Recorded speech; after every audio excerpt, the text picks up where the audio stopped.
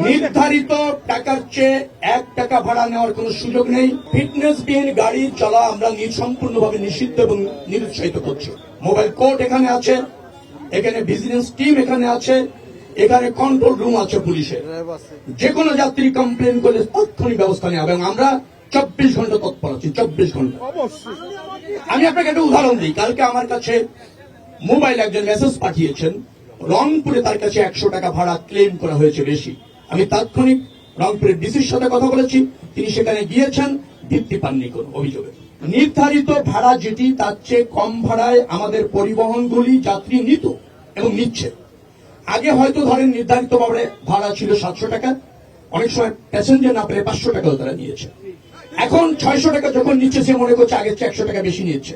আমি নিশ্চিত এটা নির্ধারিত ভাড়ার চেয়ে বেশি না, আগে নেওয়া ভাড়ার চেয়ে হয়তো 100 টাকা বেশি। আমরা বলেছি যত কম রাখা যায়। নির্ধারিত ভাড়ার চেয়ে কম টাকায় অনেক সময় তারা যাত্রী নিতে অভ্যস্ত অতীতে, কারণ যাত্রী যখন চাপ কম থাকে যাত্রীকে আকৃষ্ট করার জন্য নির্ধারিত ভাড়ার থেকে 100 টাকা কমে তারা এই সার্ভিসটা দেন। এখন তারা যেটা করছেন, অনেকে ওই জায়গায় আছেন যে কমটা নিতেন সেই কমের মধ্যেই আছেন। কোনটি ফিটনেসবিহীন গাড়ি একটা চিহ্নিত করে আমাকে জানান। ফিটনেসবিহীন গাড়ি চলা আমরা সম্পূর্ণভাবে নিষিদ্ধ এবং নিরুৎসাহিত করছি, কন্ট্রোল করছি। আমাদের মনিটরিং টিম দেখছে। আবার গ্যারেজে গ্যারেজে গিয়ে আমরা সতর্ক করে আসছি যে তড়িঘড়ি করে কোন রকমের চলার উপযুক্ত করে কোন গাড়ি হাইওয়েতে জনগণকে পরিবহনের জন্য দেওয়া হবে না।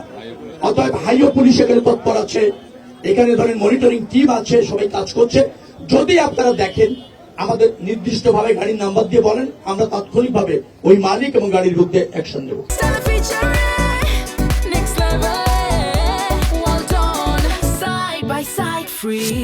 যে হারে যাত্রী এখান থেকে যাবে, বাসের যে সংখ্যা, সবকিছু এই স্টেশনের মধ্যে সব বাসকে পার্কিং করার সুযোগ দেওয়া যাচ্ছে না, পর্যায়ক্রমে ঢুকছে। একটা বাস ছেড়ে যাচ্ছে, আরেকটা বাস ঢুকছে। 10টা বাস ছেড়ে যাচ্ছে, 10টা বাস ঢুকছে। এখানে কিছুটা বিড়ম্বনা আছে। এখন ধরেন আজকের মধ্যেই তো এটা এই স্টেশন থেকে বড় করা যাচ্ছে না। তারপর আমি বলেছি শৃঙ্খলা রেখে মেইন রাস্তায় যাতে যান চলাচলটা, বাস চলাচলটা অবাধ থাকে, ততটুকু শৃঙ্খলা যেন এখানে রাখা হয়। একেবারে স্ট্রাইক যাতে না হয়ে যায়, যান চলাচলটা যেন স্বাভাবিক রাখার চেষ্টা করা হয়। সেভাবেই আমরা 2-3 দিনের মধ্যে এটা ম্যানেজ করার চেষ্টা করছি। আশা করি আপনি সফল হব। আইন শৃঙ্খলা রক্ষাকারী বাহিনী তৎপর আছে, ভলেন্টিয়ার আছে, বিআরটিএ এবং মালিক সমিতিরও আছে, পরিবহন শ্রমিক সমিতিরও অনেক ভলেন্টিয়ার আছে। তারা সবাই সমন্বিতভাবে কাজ করছে। কোনো ব্যত্যয়, কোনো ধরেন অসন্তোষ বা সমন্বয়হীনতা এটা আমি দেখি।